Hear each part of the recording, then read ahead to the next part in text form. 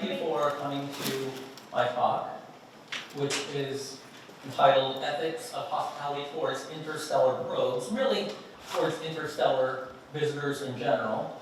And it's also super titled, Welcoming the Stranger in Our Midst. And of course, at the Inhospitable Space Conference, we want to thank our hosts, and they've done a lovely job having me. Okay, I also want to thank Max W. Hunter II. Max W. Hunter II was an aeronautical engineer during the height of the space age, through the 60s, 70s, and so forth. And there was a document recently released by our Department of War that Max W. Hunter had written back in July 18 of 1963. And he starts off by saying, hey, maybe we should think about what happens if we happen to discover alien intelligence in space. And we have been deliberating this a little bit, but I want to write a letter about this. So he writes a 6-page letter, and at the end of the letter, he says to us, no one of consequence is going to take this rubbish seriously unless it happens. At that point, our policy will be determined in the traditional manner of panic. Now, he's an engineer, and he has a wry set of wit, if you want to read the rest of the letter. But he also mentions that the only body of writing on the subject so far is science fiction, so I think that's a good place for us to start. So we want to think about how we might be in contact with interstellar visitors. And the typical way, of course, is we think it's going to happen with some kind of radio signal. That's what we've been doing historically. Here's Jodie Foster in contact. Of course, some people think this has already happened, but Spielberg in the 70s created Close Encounters of the Third Kind, that perhaps these visitors will come to us in person. Rendezvous Brahma, maybe they're just passing through, right? I heard there's going to be a movie soon by the same fellow who did Arrival and the Dune trilogy. And there were some, maybe there still are some, who think that Oumuamua was also a passing through interstellar visitor, in the sense of being an intended one, being one from a civilization. And then, of course, there's a possibility that we might have an artifact that we discover. So there are different ways, in other words, in which we might encounter interstellar visitors. And then the question is, okay, so how are we going to deal with this problem or this opportunity?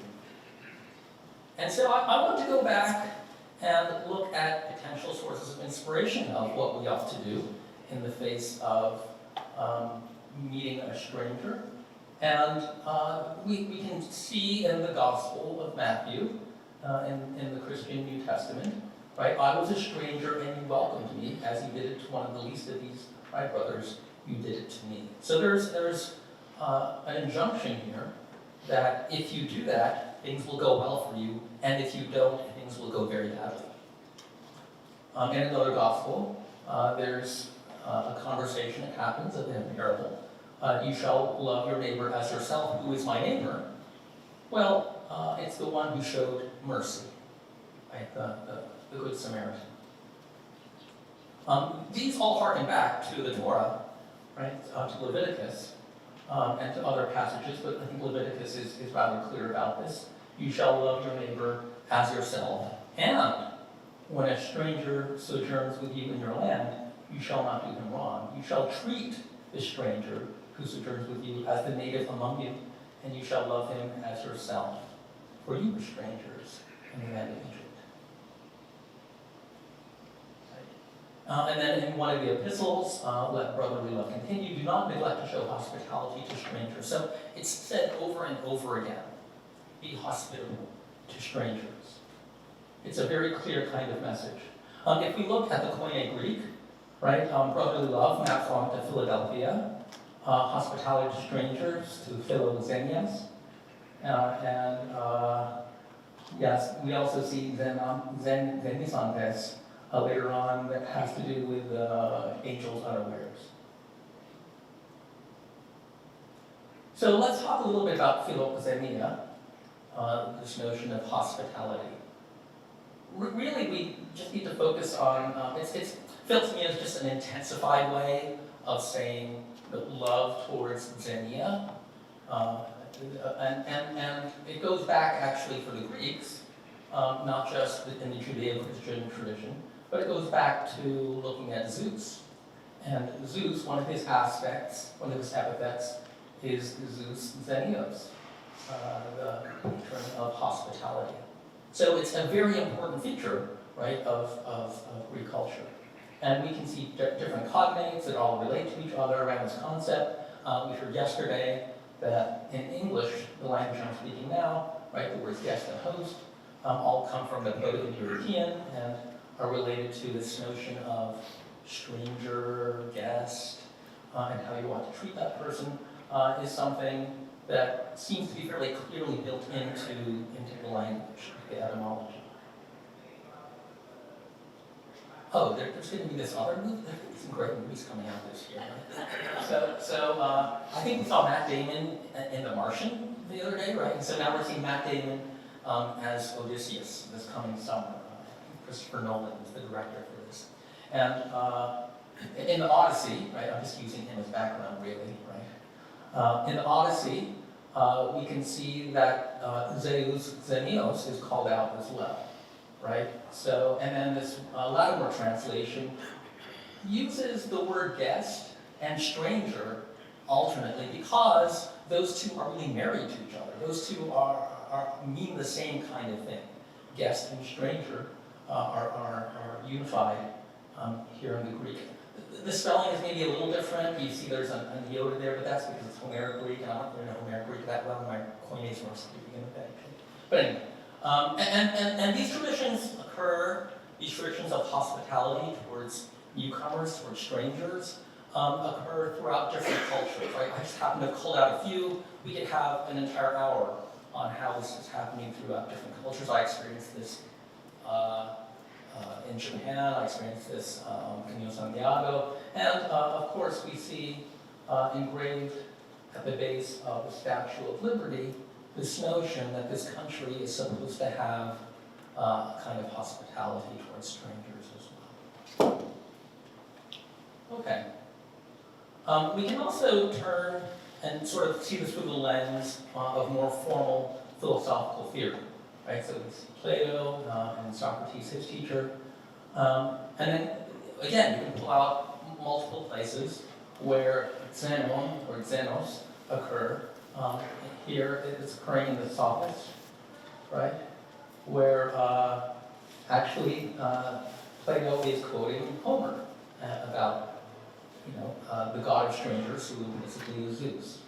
Or you can see that again in the Apology, where Socrates is defending himself against the charge that he is corrupting the youth of Athens, right? And so the little thing he says here is, well, treat me like a foreigner. In this translation, treat me like a guest, treat me like a stranger, because I'm new to being on trial. I've never been in this court before. Treat me in this way. He's actually calling upon that kind of treatment. All right, another way of seeing this through a different ethical lens would be consequentialism, and we could look at game theory, right? So suppose two strangers meet, suppose two civilizations meet, and here's a payoff matrix for the prisoner's dilemma, where you see that there are different payoffs possible: temptation, reward, punishment, or succor payoffs.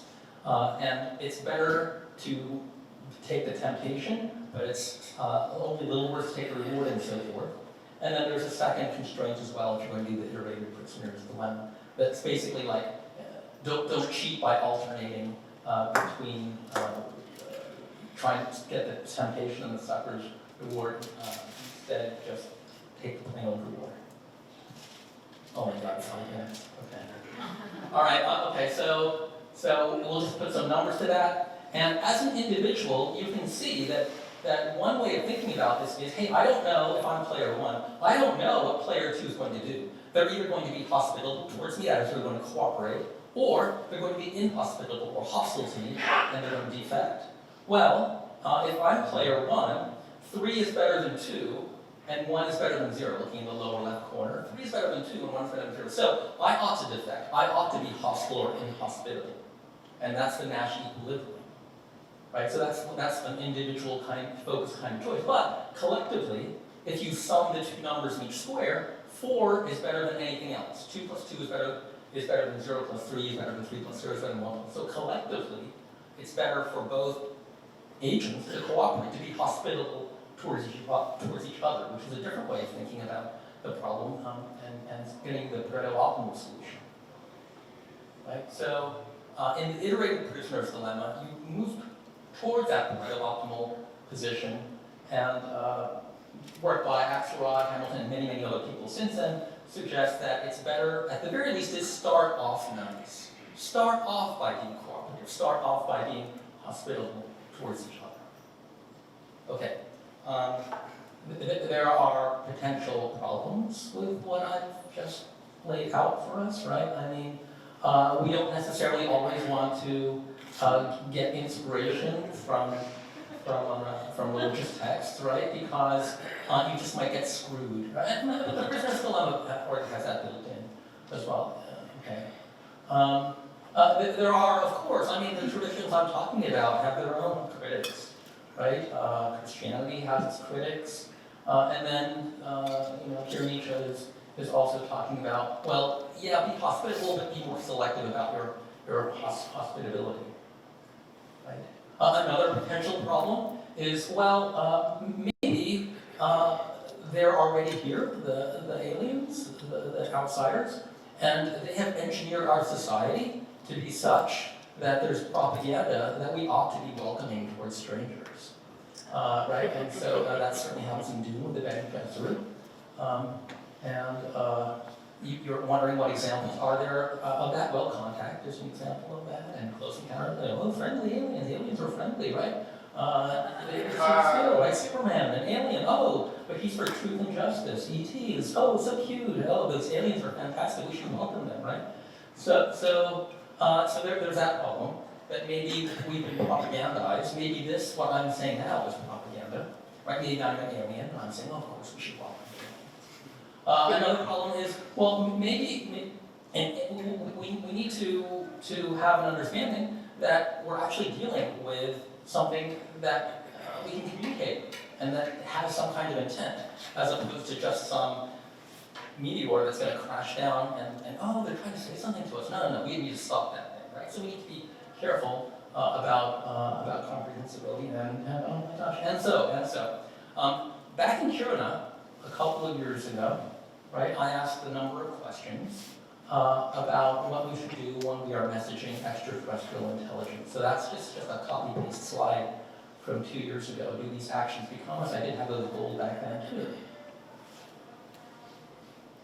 And so my conclusion for today is, well, let's not panic. Thank you, Max Hunter. Let's plan. Let the plan be that we are hospitable towards interstellar visitors, right? I'm going to pick them. Okay, for the reasons I've stated below, and which I've tried to summarize here on this slide. Right? The world does not revolve around us, right? This may be another way of saying it. We are not at the cosmological center. We don't have a privileged frame of reference.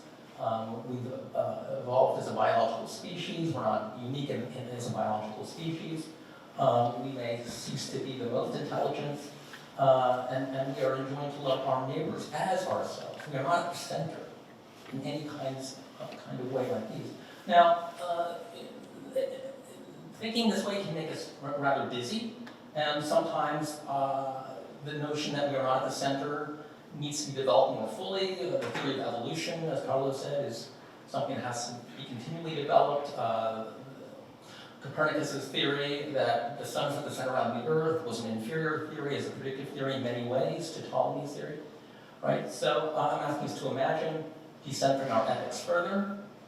Imagine a universal ethics that implies a duty to the interstellar visitors. Last slide.